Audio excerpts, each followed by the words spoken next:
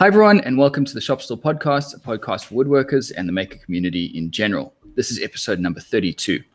My name is Robin Lewis from robinlewismakes.com. I'm joined by Joey Chalk from King Post Timberworks. Hello. And John Crawford from Periodic Furniture Studio. Hello. We live stream the recording on YouTube every Thursday evening at 7 p.m. Australian Eastern Standard Time, or UTC plus 10, or you can watch or listen to it later on YouTube, iTunes, or SoundCloud. I want to say hello to everyone in the chat. We'll get to your comments and questions towards the end of the show, but please feel free to chat amongst yourselves, the idea being that this is also a place for people to meet. So what have we been, well, actually, before we do that, I just want to say welcome back to Joey. He wasn't here last week, so it's good to have you back on the show. Juggling pregnant wife and 3-year-old. Oh, you shouldn't juggle pregnant women. No, tell you what. It's not in the Australian guidelines, is it? Yeah. So yeah, well, it's good to have you back on the show. We worked through last week, but there was a distinct lack of content from number 3. So, yeah, and we've got a question that needs answering tonight that was specifically asked right for you, but we'll get to that later. So, Jordan, what have you been working on this week?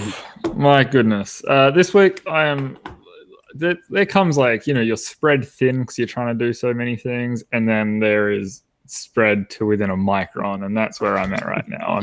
Last week you were saying it was a bit touch and go. Yeah, so last week was, one project on the go, and that was it. And this week I have been doing, honestly, I couldn't even list everything I've been looking into, but yeah, 24 hours a day, I've got 10 things on my mind, because it's just that time of year where it's, end of tax, trying to get finances sorted for that. And then I've got 5 people came into me looking for quotes, which is great because I was completely quiet, but they're nothing major. They're just wall mount cabinet and all this sort of boring stuff, which is easy to do, and I can batch out, no worries. And while all that was happening, I was also in a rush to get my laser cutter imported, because while I arranged for them to do the cost, insurance, and freight style of freighting, they did not do CIF freighting as I requested. They did it just on the cheapest scale. So, sorry, what freighting? CIF? Yeah, so the sender takes care of everything from cost of the getting it onto the boat, cost of the actual freight, the insurance for it, and all of that. But they did that, but they did it in the cheapest way. So the laser was landing on Friday last week. I got notified of this, and I didn't realize I was going to have to do the customs clearance and declaration. I had to approach the freight forwarder over this matter. And then, that's annoying, and it was difficult because you're like, who the heck do you call? Yeah, and I had to ask my supplier of the laser who their freight forwarder is, because the phone number on the letterhead wasn't working. Turns out I was ringing the fax number, but that's not the point. But it was like a frantic rush to get this thing cleared, because if you don't pick it up within 3 days, you get charged $150 a day in storage. Yes. So it's been a quiet couple of weeks, so I have very little money on my person, and it was another $2,700 to get it imported, which I had to come up with, which was GST, was it? GST duty, and also the freight forwarders, whatever. So that was a huge rush. All while that's going on, I'm also trying to get this new plan, which is still hush underway, which is, doing the new website, getting the finances, insurances, getting all of that sort of stuff ironed out, while trying to build a dining table, a bench seat, 2 stools, and remember to get back to people with quotes. Sounds like you're running a business by yourself. Yeah, it's just been like, why couldn't this be spread out over that 2-week quiet period of nothing? Why did it all have to come in at once? Is this something that you can get some help with, like from someone you know, or does it have to be done by Jordan? The thing is, yes, it could totally be done by someone I know, but everyone I know that I would A, trust, or B, be willing to ask have full-time jobs of themselves. And it's kind of a bad move. And oh dear, my air compressor's on. A bad move to approach them to say, hey, I'm in a real rush. Can you take care of all of this, throw it at them, and run the opposite direction while I'm doing something else? Yeah, I was just thinking from like a consulting perspective. Like, just come on, I can give you a week's work. Would you be interested? Oh yeah, I mean, if I had the finances to do it, I would totally do that. But right now, I'm just pretty scant. Is that even a word? But pretty thin on cash. Skint is the word I was looking for. Skint. So yeah, I mean, it would be lovely too. The money that's coming in isn't enough to justify getting the that's what I'm saying. Like the extra money coming in, not enough to justify. The money that's coming in right now is barely enough to keep me just paying costs. Right. Okay. It's just enough. So yeah, can't really afford an extra expense. I hear it quite often. What you were bringing up, Robin, is that you hear it a lot from these business coach type people that if you're finding it yourself too stressed, you bring someone else in to take care of those jobs that you don't have time for. And that's a really good idea, apart from they never say how you're meant to pay for that person when otherwise you would have done it. Yeah. People aren't that stupid that they're just going to continue being stressed when they know that you can pay someone to help you out. The problem is getting that stream of capital up front to actually be in a position where you can you could hire someone for 2 weeks or a month. Yeah, the money that's the extra volume of work that's putting you under stress would need to equate to extra capital that you could put into that. But I guess until you get that work coming in and a deposit and a queue of clients, and you've got the capital sitting there from, say, deposits, that's when you can say, right now I can afford to have someone come in theory. But it's like chicken or the egg massively. And the thing with my situation is that the work that is taking all of my time isn't work that's generating income. It's not for a paying client. It's for getting ready for a paying client, hopefully. So like it's literally throwing money at something which isn't to have any end gain, or at least not short term anyway. Hopefully long term. But yeah, it's been a fun week. It's been one of those weeks where you just say, why did I even start this? So, sorry, maybe a stupid question then. So that big box on the back of the truck, that was the laser? That was the laser, yeah. Okay, right. And there is a story to go with that. But how did you get it off? Oh, I used my forklift. That wasn't an issue. You put a forklift there, sorry. I forgot. Yeah. But the laser is, I mean, it's the correct size, but they sent me this video when it was finished being built in China. And it was a white machine as I ordered. It's red. And then when I opened it up, I looked at the tube that's in there, and I thought to myself, that looks way too small to be 100 watt, 130 watt, and it's 80 watts. And I sent an email just saying, hey, this, how can we fix this? No, that is the correct tube. No, on my quote, I have a Recce 130 watt tube. And what you've supplied is not even a Recce. It's a different brand for one. And it's also 80 watts. Oh, but in China, we call it this. I'm like, no, my pro forma invoice is essentially our contract between the two companies. You have not delivered what is on this contract. I put a photo of the tube that was here and the actual invoice printout. This is not what's on there. I'm trying to be like reasonable about this and not jump to conclusions and just say that, hey, you probably had 2 freights go out on the same day of similar spec and I got the wrong one. Someone got my upgrade. Now you just need to send me the tube. No hard feelings. I can use it until the new tube arrives. Do you not have a picture of? You said you saw a picture of the white or the video. Yeah, I've got the video still. Yeah, and I've got Can't you send them that back? And I have. Yeah, right.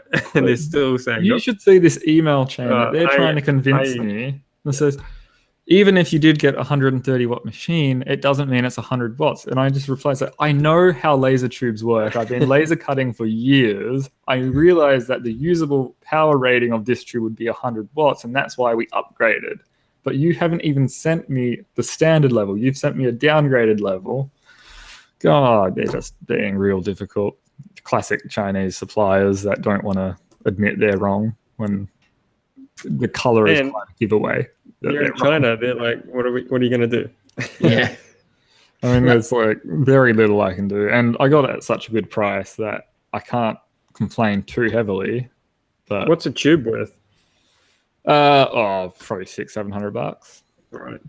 And the difference between the 80 and the 100, is it pretty substantial?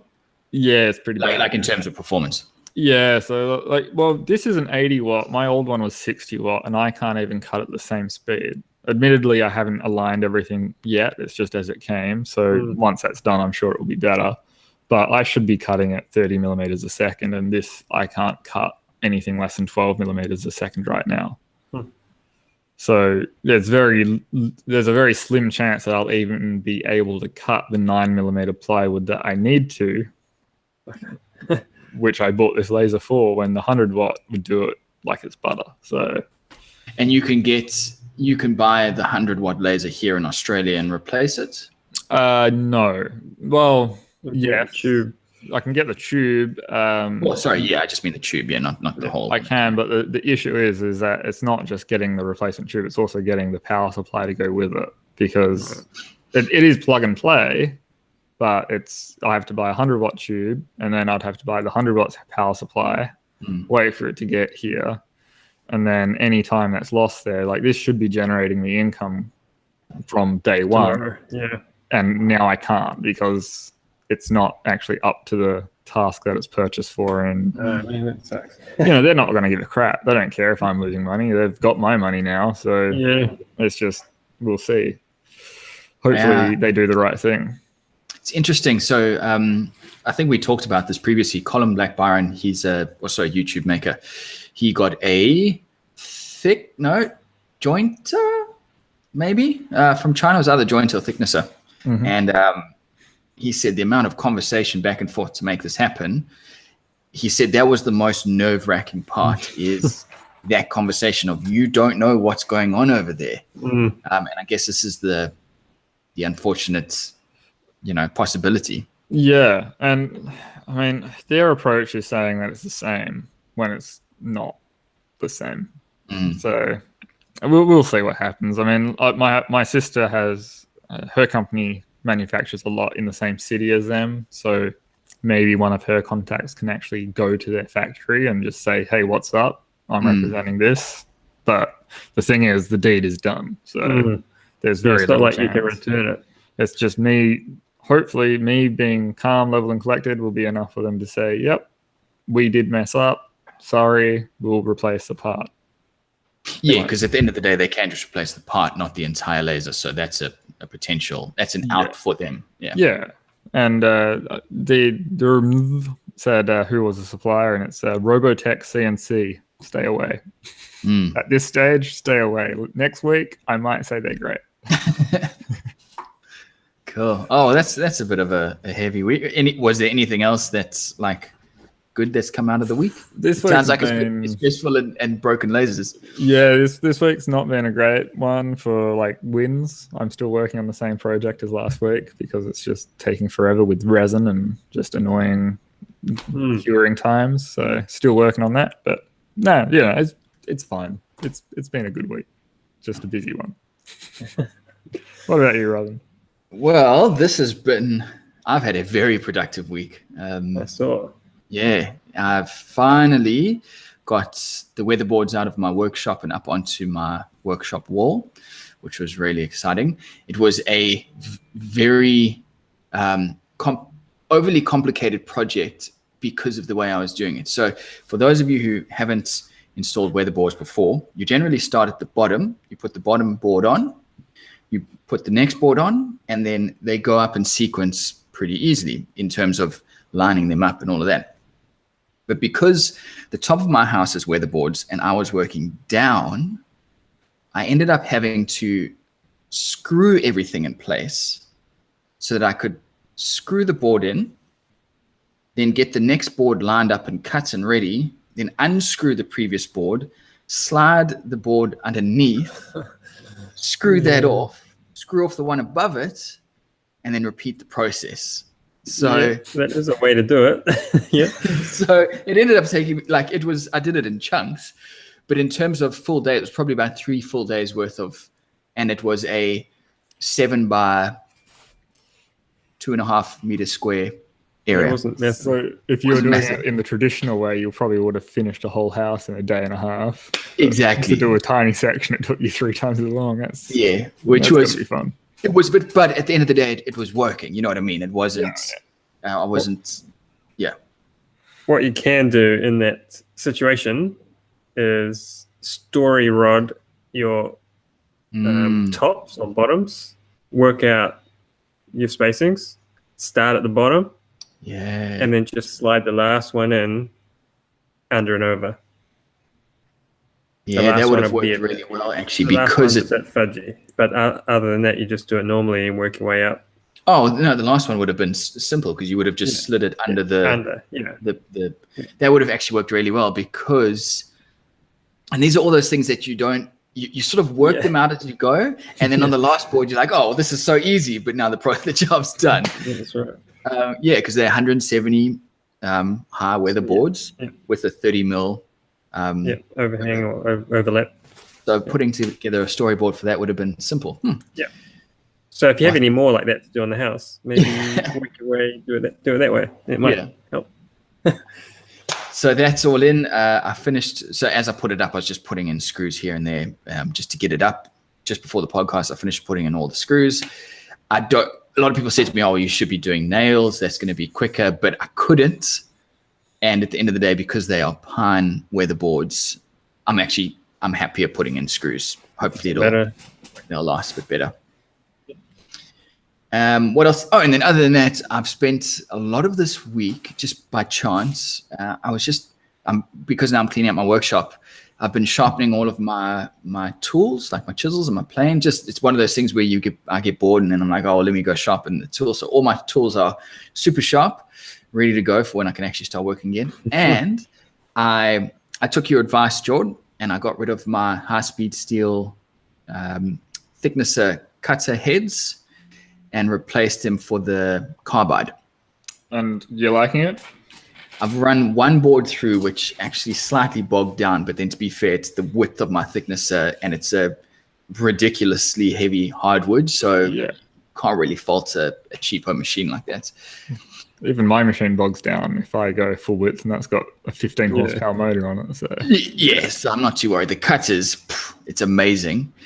But I guess it's going to come down to the longevity, how long they hold that edge. Because I've had this unit now for about a year, and I've gone through, and I've just pulled out the original cutter heads. So they've been rotated once. Right.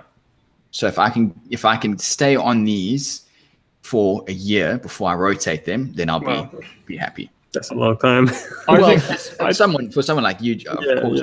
I think you'll be fine because my cutter head that must be coming up on a year, if not more, on mine, and that's used every day with the hardwoods. Still on the first edge, still as sharp as the first day I got. That's the spiral bit, yeah. The spiral, yeah. But I mean, to be fair, from what I've heard, I think it was Frank Howarth. He hasn't rotated his in 3 years or something. A lot of people find that you just don't need to almost ever, unless you hit something, rotate those knives. Would it come down to the depth of your cut as well, or is that not really an issue because the wood's the wood? I mean, there's less strain on your tool because it's a shear and cut, and it's also taking shorter chips.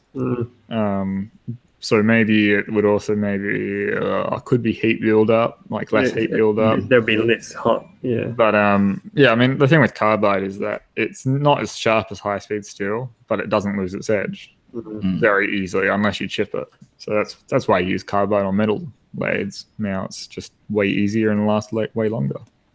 While we're talking about it, so my machine's got 26 cutter heads, and to purchase the heads, you buy them in boxes of 10. Yeah. Would you ever change some of them and not the others? Or would you, because in my mind, it doesn't make sense. You're either going to change them all or you're not going to change them. Carbide likes to crack and shatter. So generally the only time I would change one out completely is if it's hit something hard and it's actually cracked the carbide and it's crumbled off. So that can happen. Okay. Oh yeah, it can happen. But the worst thing that's going to happen, you have a head. I'd assume you would have 4 rows minimum, maybe 3 rows minimum, like of that segmented head on your cutter head. What, like, sorry, how many faces on the head? Yeah. So if you lined them all up and imagined that all of your segmented knives were one continuous knife, how many knives would you have on a cutter block? It'd be at least 3. Yeah, I don't know. There's 6 faces, and there's it's 4 or 5 across. Yeah, so like even if you have a few inserts which are duller than the other, the overlap of the next face is going to take care of the dull finish that you're receiving off that one tiny centimeter square block. And that's why I thought maybe there's a case for doing 10, only replacing 10, because you can get away with doing that. It's the same as if you've got 2 batteries, you can just replace the one and it's gonna go for 50% of the time, but it still goes. So maybe people do only replace 10 at a time. It's probably just a sales thing. Yeah, I couldn't understand they make why. way more money if they sell 10 than batches of 30. Yeah, because now, it's 26 heads, and now I'm left with 4 heads, which when I've replaced them 4 times, however many, I will then have another set. It just seems all I'll crazy. say, Robin, is you're 26. How many? Sorry, 36. 34. 26. I've got 220 on mine. Yes. They cost $6 a piece. Yeah, well, this is. I bought them from Hafco. They were $90 for 10. Yeah, so $10 a piece there. But yeah, it's gonna be expensive when it comes time for me to replace all of my knives. No wonder they're still going. Yeah, cool. All right, well that's been pretty much me. Joey, what's up with you? I've been doing a little bit of cabinet work. Anyone's looked at my Instagram, you see I'm doing some MDF panel doors. I've been working on these awesome wooden bowls, all on the CNC at the moment. They've just prototyped some up for a company. They're wanting to put some kind of cosmetic in these bowls, some new startup kind of high-end, all organic, cosmetic company. And they're looking like 300 or 400 of these bowls. So we've just been trying to sort out the details of how we can mass produce these things. They're pretty cool. They have a wooden thread. We managed to cut a male and female thread on the CNC. I saw that on Instagram. Are you using Fusion for that, or is it? No, it's definitely not Fusion. I am not the brains behind the operation as far as the CNC goes. My father-in-law does all that and just works it out some magical way. By the end of the day, we've got a thing. Yeah. I just kind of say, we need to make this. Can we do it? Yep. Right. Let's go for it. So that's a cool thing. So the other thing that you may have seen, and I probably talked about it 2 weeks ago when I was on last, was this loft bed that I was making. And if you are not familiar, there's a couple of pictures on Instagram. So it's a loft bed with big turned posts and a kind of floating staircase for a little girl's bedroom. So I went and installed that last Thursday. So, and I'm going to probably sound a little bit repetitive. I think I've been down this complaining route before. I was just looking at our tough clients episode today for some reason. Yeah, but I'm going to talk about another tough client. And annoyingly, this is just what happens when you deal with lots of people. Most of the time, they're nice. This time, not so cool. What happened? So made the bed, loved it, and installed it. Everything went pretty good. Client was a little bit iffy when I left, just wasn't giving off that stupendous vibe that you get when they really like what you've delivered. So the next day, I get an email with some photos saying, look, I think the finish isn't great, and here's some pictures. And I had actually legitimately forgotten about a couple of things. I didn't cover a screw head up. There was a couple of screw heads. There was a gap that hadn't been corked, and a little bit of paint touch up, which I'd forgotten to do. So pretty much just forgot to do a once over before I left. But then she went on, and the email just continued and continued. So why is the gap between the stairs and the bed so big?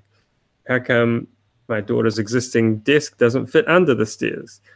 And how come I can see a bolt holding it onto the wall? Now, are these things that had been discussed, or just... That's the next thing, is that all of these points, I've got a massive email chain of discussion about me bringing these things up, saying, now, if we make the bed central of the window, which is under, you're going to have this large gap between the stairs and the bed. I'll have to make a wee bridge.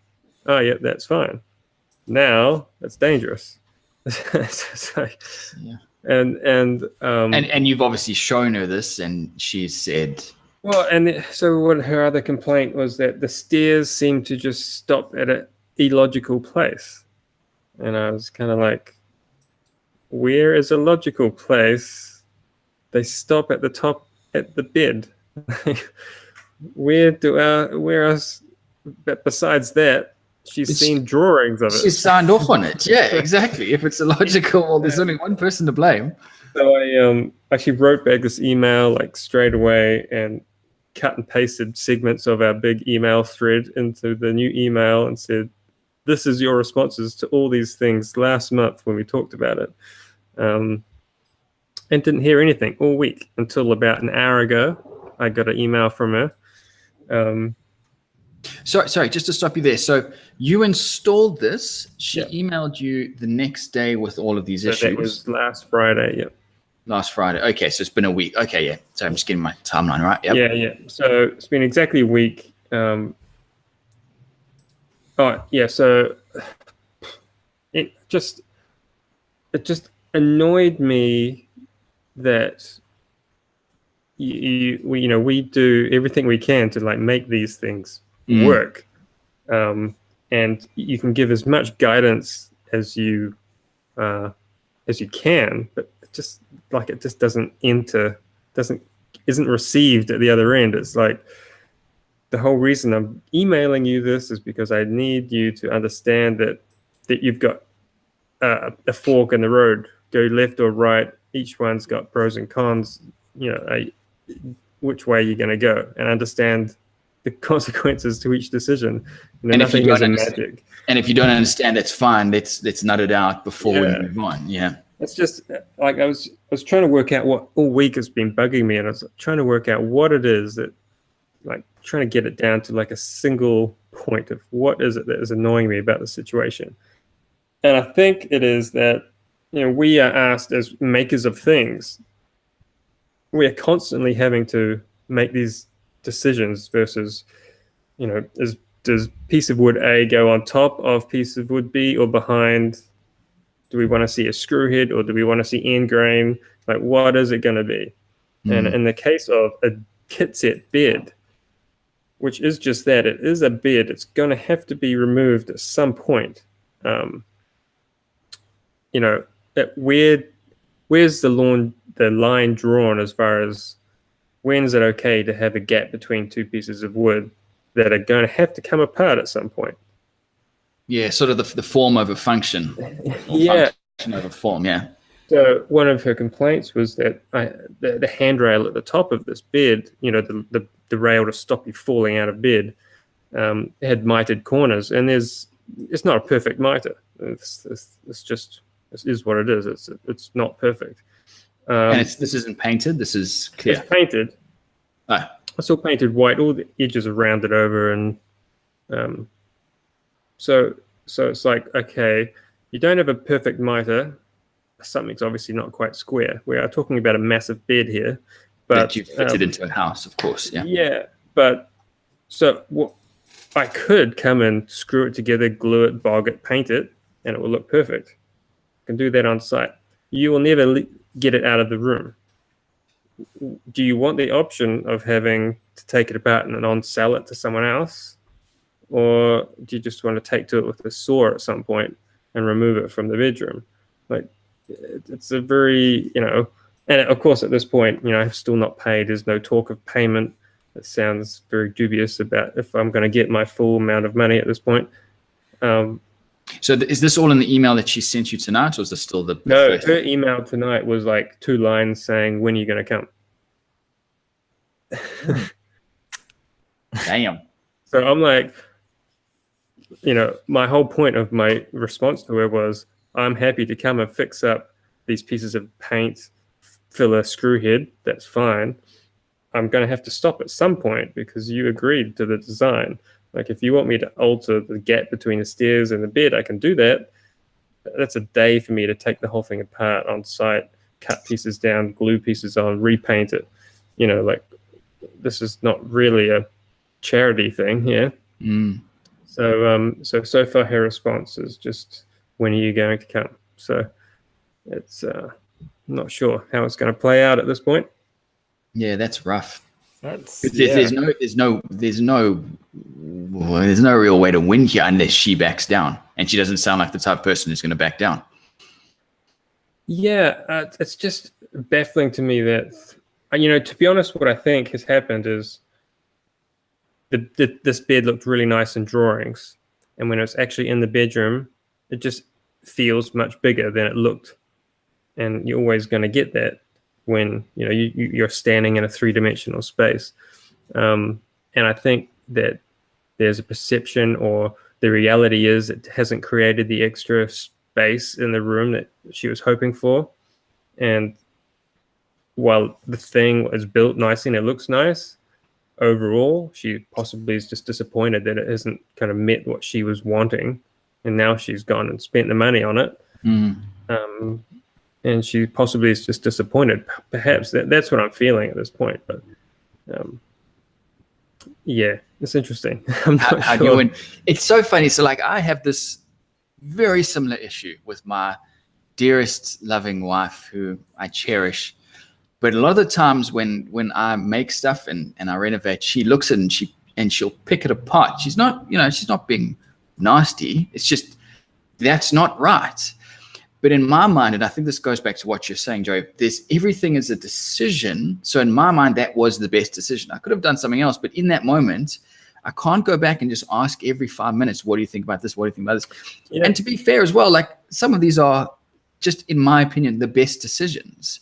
But that's why I was going to bring up this. I've got a note to say, as makers, are we responsible then to run every kind of crucial, quote unquote, crucial decision by the customer? At what point are we allowed to sit back and say, no, this is my decision of making it this way, and you're just going to have to live with the fact that in this particular circumstance, you're going to have to see a screw head from this angle, because otherwise this thing is not getting into the room. It's got to be in 2 pieces, or whatever it happens to be. At some point, we have to make these decisions. And those are things you can't draw, or if you do draw them on a drawing, you're going to be drawing for a month.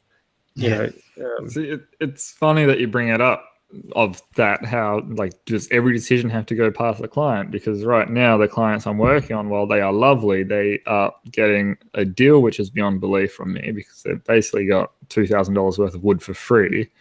And I'm making all of these decisions with the build to say that, well, this is to suit your budget, so I'm not going to do this. And yet I find myself there with a syringe with a hypodermic needle on it, injecting resin into cracks on the tabletop, because I can't bring myself away from it. Yet they want this Z-frame stretcher to be kind of inset into the stretchers, so that it kind of blends into it as a sculptured piece. But I'm not making any money on this table, so why would I put the extra half a day labor into doing something where I can just cut the bevels and screw it up? Yeah, it was really interesting, because it comes down to price point. They can expect all they want, but if they're not willing to pay for it, do we still do it? Yeah, and that's the problem with shops, is that you can walk into a shop and you can see exactly what you're getting, and you can choose to walk away or not. If that customer walks away, the chances are they'll never find something in the shop that they're actually after. Hence, they come to people like us to make them stuff. But then they can't actually articulate what they want. sometimes clients don't care about the details, but sometimes they just focus on this one detail which they happen to have in their head. And if we happen to make that decision the wrong way around and that detail's different, then it's our fault. And but we turn into the bad guy. Yeah, but even worse so, then it's like, something I've been trying to grasp as well, is it's like, oh well, I'm not paying the final amount. It's like, well, hang on a minute, is this mistake, quote unquote mistake, worth 50% of the job value? Like, of course not. I mean, we're talking about 1 or 2% of the overall job.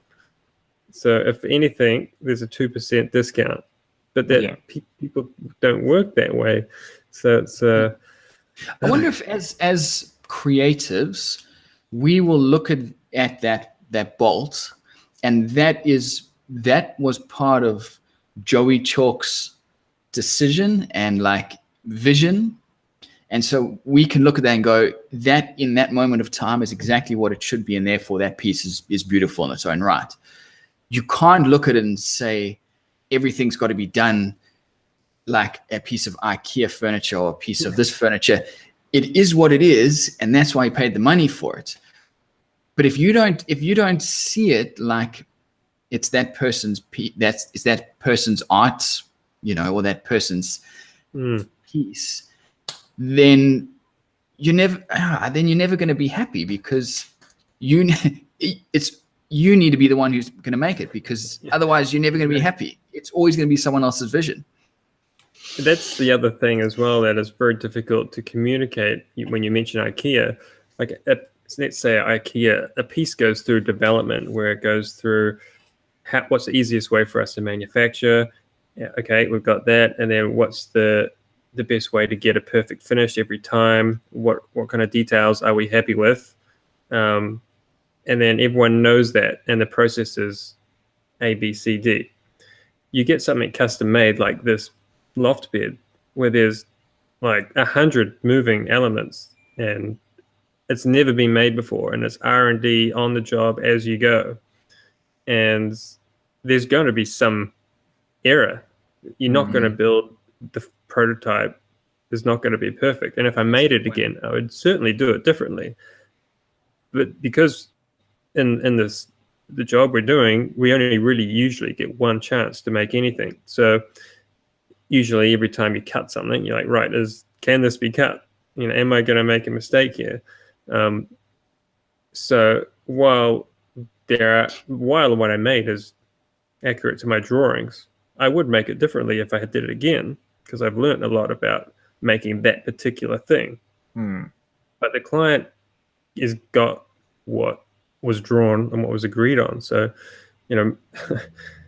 making changes at this point is like it's a whole new job. And Leroy's made, sorry, John, just to interrupt you. Leroy's made a very good point. Most people don't understand the process. And I think that's sort of what you're saying, Joey. The process to get from where you were to there is not yet nutted out. You don't know what it is. So that's where those decisions come up. And people think that in your mind, you've thought of everything start to finish, but it's impossible to have. What were you going to say, John? I was just going to say, and it can be really disheartening when you've put a lot of your time, effort, and mental strain into a project like this to come up to a solution with their problem, and then they're not happy with it, and they make it seem like you're the bad guy, when it's actually quite a selfless act in making a piece of furniture for someone's house, especially when it's custom to a specific room like that, and they don't really appreciate it. I mean, if it's not what it is, like if it's not what was decided upon, sure, that's valid reason to be unhappy with it and to talk about it. But still, it doesn't take away from, as the craftsman, to have this kind of deflated feel about it after the fact. But I think it's worse. It's more difficult in that, because in the case of this bolt, they technically aren't wrong, because you could have done that bolt better. So they're picking up a point that is possibly technically true, but they're missing everything else over that one minor detail. And that's where it becomes deflating, I think. That's a good point, because like when I was saying about that kind of 2%, like it's a very big job, and this person is essentially nitpicking at about 2% of the overall, and overall is exactly what they wanted. But you send me a picture of a 1 millimeter gap in a mitre, and you're like, okay, sure. I mean, it's all painted. Like, I don't know what to say. Well, I'm sure we're going to have a very interesting update at next week's podcast, because this is, I can't wait to see how this woman's going to go, because what is your next step? If she says I'm not paying, do you go via the litigation route, or is that just stupid? Well, if she asks for a discount, I will go talk down the percentage of how much percent of the job is she happy with. For a start, she's paid 50%. That covers all the materials and a tiny little bit of labor. So she owns the materials, and it's currently installed in her house, so she owns it outright. I can't take it away. What's left of that, the other 50% is money in for my business, some of which will go into my pocket. Most of it is probably going to end up as overheads. So, getting a discount, yes, she can have a discount, but it's certainly not 50%. It just doesn't work that way. So, well, I'll find out. I mean, I've had the week to just mull it over, and at this point, I just need to go back, do the touch-ups that I said I was going to, and that's about all I can do. So. And you've dealt just with her, like she doesn't have a partner or someone who's can. She has a husband, but I haven't dealt with him. I guess, yeah. Has the prospect of her not paying actually been brought up by her? She just mentioned how expensive it was and that she expected better. Because maybe, like, if, to me, I would get to this stage if I was you to be, you know what, it's not even worth worrying about anymore. But that's not how you stay afloat as a business. But maybe if you approach them at the stage of saying, look, I'll come do these touch-ups, and to say sorry for the inconvenience, figure out a discount level that you're happy with, and say, how about I come up and fix it up, and then we'll knock 20% off or whatever. Yeah, I haven't done that kind of thing before. Yeah, and then you're kind of being the guy that's offering a deal, even though it just annoys the crap out of me. Oh, totally. To offer a discount for something where the things she's not happy with, I mean, the big things are things that we talked about and she agreed to. So it's like read the emails. Yeah. Oh, man. Just slap them. Go fix it, slap them on the way out. Anyway, so we'll see what happens. I'll arrange to go see her next week, I guess. So that's my fun week. Jeez, between the two of you guys, it's been a bit of a rough week. Yeah, I don't want to I think I've complained about clients probably more than anyone, and possibly I deal with more turnover of actually dealing with more clients, so that probably makes sense. But I think it's just also stands to, if you're going to get into this business, you are going to deal with customers who just are not reasonable sometimes. And Jordan and I were talking about this last week, actually, about when does this, what you're talking about, become so annoying and frustrating and rage inducing that you just say, owning my own business, it's not worth this. I'm going to go get a desk job. Still in that mindset this week. And I think that's why we talked about it last week. Yeah. Well, I was trying to be mindful of keeping it a little bit more outlook. It doesn't make any sense. I can't even think. Let's all be Outlook today, guys. Yeah, let's all look Outlook. All right. Okay, we can talk about something for like 5 minutes. Let's talk. Okay, well, before we talk about anything else, Nick Harvey has had a question on hold for, this is now the third week in a row, and we wanted to get to it last week, but Joey was off, so we couldn't do it. Wanted to get to the week before, and there was no time. So tonight, Nick, we are answering this question regardless of the time that we run into. So there's two parts to this question. And that's all we have time for. Thanks for watching, everyone. Okay. All right. So Nick Harvey asks, what hardwood timber would go well as a top with cabinets made from birch ply? More as an aesthetic thing than anything else. It's for a consulting desk. So Joey, I think this question was more directed to you. I'm guessing because of the a lot of the kitchens that you install, you do the ply kitchens. Oh, So right. what would be a good hardwood timber to go for that for a consulting desk?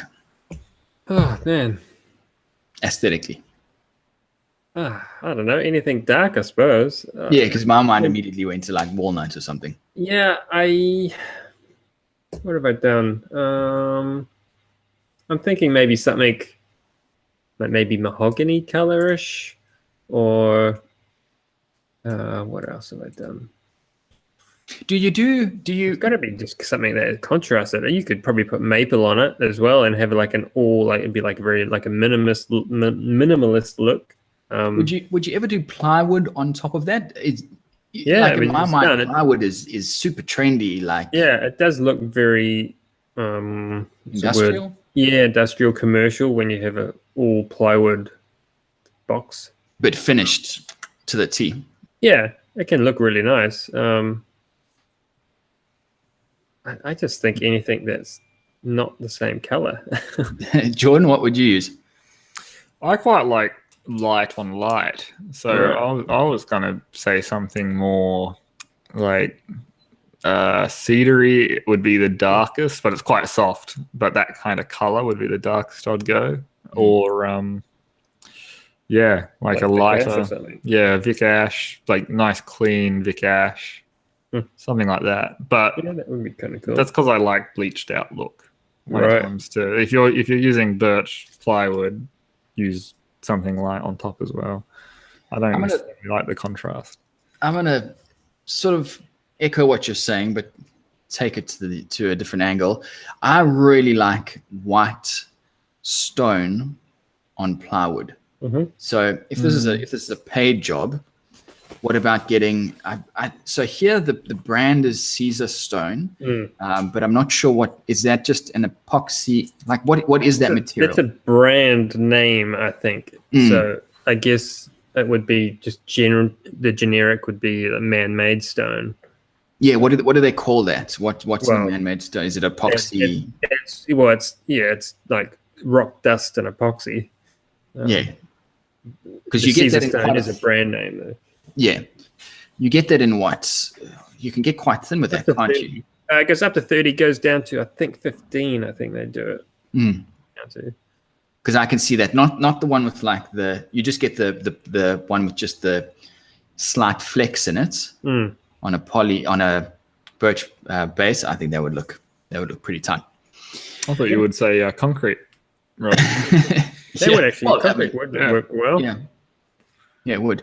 All right, so there was a second part to this question, and there was also, please could we ask Joey to expand on the Minwax wipe-on poly, just in regards to the ratios of thinning out on each coat. I'm actually really interested in this as well because I've tried to experiment on this in the past. Do you thin out each coat as Not you the go? Minwax stuff. The Minwax stuff is thin like water out of the can, so just out of the can is great. So you never need a thin wipe-on poly? Not that stuff. The Minwax stuff I've found fine. Otherwise, I just make my own. I don't see the point in buying someone else's thinned down polyurethane where I can just thin my own polyurethane down. Jordan, I think, has a slightly different view to that, but in my case, I just thin it down and add more coats. That's what I'm making. You can buy over here. I can buy a 4-liter can of cheap polyurethane for $39 or something, and a $2 bottle of Terps, and mix it up, and you've got wipe-on poly, and you've got a crap ton of it. The only thing I worry about when doing it like that is control and repeatability. Like, you have to mix it per job. Yeah, and then if they come back wanting something and it's slightly off and it's slightly different color, then it can come back to bite you. Well, that's when you have a little disclaimer. Oh, yes. You say, I have a disclaimer on quotes when I do official written up quotes that, timber's natural, a natural thing, and it moves and it does this and that. And pigments always change. And so paint colors are never going to be the same, and clear coat formulas change all the time, and the amount of pigments and tannins and rah, you will never get the same color twice unless I do them all at the same time, whatever that is. So finish with you idiot. Yeah. While we're talking, because we're not going to have time tonight to do a topic, while we're talking about finishes, and John, with your spraying knowledge, I am looking to get so I've got an air compressor. I've never touched a spray gun before. Never used one, obviously. I want to spray my back fence with a water-based one of these deck spray finish things. Right. Know? Can I do that with a spray gun? You can. Is it an oil? Water-based. Water-based, but it's like water-based oil? I'm not sure. Anyway. Aqua enamel. Yeah. Yeah, totally. I'll probably be saying get the cheapest piece of crap you can if it's for a fence, because you're not going to want to clean that stuff out of it if it's what I'm thinking it is. 2 millimeter nozzle would be the minimum. 2.5 would be better. 2.5, yep.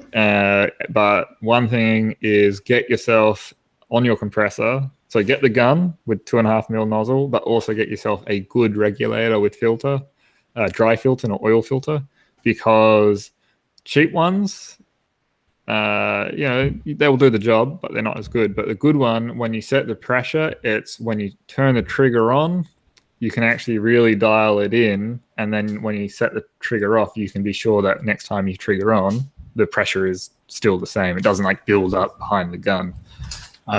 Okay. And then when you're setting it up, get whatever you're putting in the gun, the finish in the gun, spray it and turn the pressure from high all the way down to low until it stops atomizing the finish, and turns into this gloopy mess, and then just slightly turn the pressure up, because the lower the pressure, the better yield you'll get out of your finish, because less of it will be overspray and dry before it hits the fence, and you'll get better finish as well.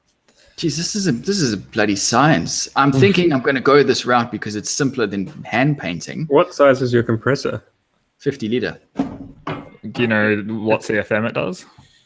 I do not. I know that it's a Ryobi, and it's a 50 liter, and it's a black. Some have a weird duty cycle where they don't like running for that long. So like maybe just keep that in the back of your mind. But if you go a HVLP style gun, you can get them cheap. You'll run that at even lower pressure. That's the other thing. Do I not waste my time with that? Get one of the cheap guns that does everything, and then you can get an HVLP gun to go on on your compressor. But my dad actually bought like a $50 or $60 electric like spray all-in-one. I thought that's what the HVLP was. Yeah. Okay. Well, it just means high. What is it? High volume, low pressure. High volume. Yeah. So you can get a gun that does it on a compressor, but you can get for like say $50, $60, something like that, a low end HVLP electric sprayer. And my dad actually got one and painted a fence and a roof with.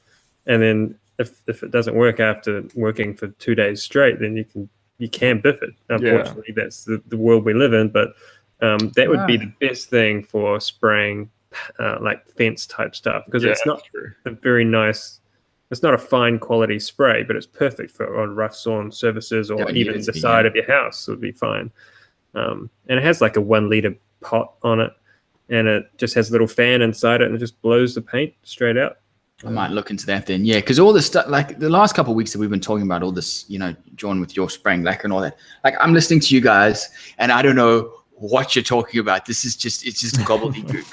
And yeah, as you say, Joey, I just want something to just put the paint on in any capacity. Doesn't need to be anything fancy. Yeah. And that cheap all-in-one gun sort of thing might be the better way to go if your compressor isn't a very high volume one. You'll find I've got a 100 liter compressor, and I think it's 100 liter. And when I sprayed the outside of my workshop, it ran constantly. And it's a big compressor, and it got really hot. So I wonder if, but that's me not knowing anything about air pressure either. But I think your little thing will struggle along a bit. Yeah. Okay. Yeah, I did use the Ozito airless spray or whatever it's called before. That was cheap. I painted my roof with it. It worked.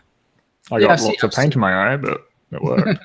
The other option, Rob, would be to rent an airless outdoor sprayer. You're renting, yeah. And just rent an actual proper airless sprayer where you just hook it straight to your big 10-litre bucket of paint, and it just siphons it straight out of the bucket. And then all you have to do is run water through it afterwards and clean it out and send it back, and you're done. Yeah, that's actually, I hadn't thought about renting. It's a good idea. And then musical. Cool. All right, so you guys have just opened up a whole bunch of new things that I'm going to have to go research for the help. Cool. All right. So what do we watching? Joey, do you want to hit? What's it called? Twisted Boards on Twisted Boards on YouTube. The affordable workbench with unaffordable hardware. That's pretty cool. He makes a really nice pine. I guess it's southern yellow pine in the States. Yeah, I like how he used pine just because no one seems to do it. I did it. And yeah, he used just the fancy bench crafted hardware and does a really good job.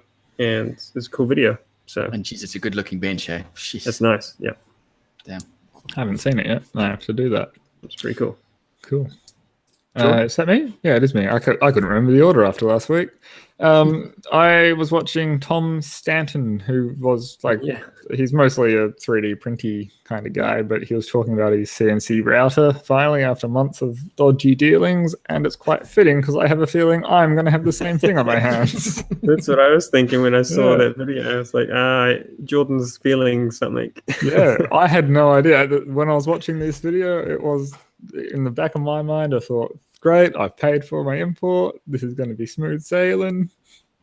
But now all has come to fruition.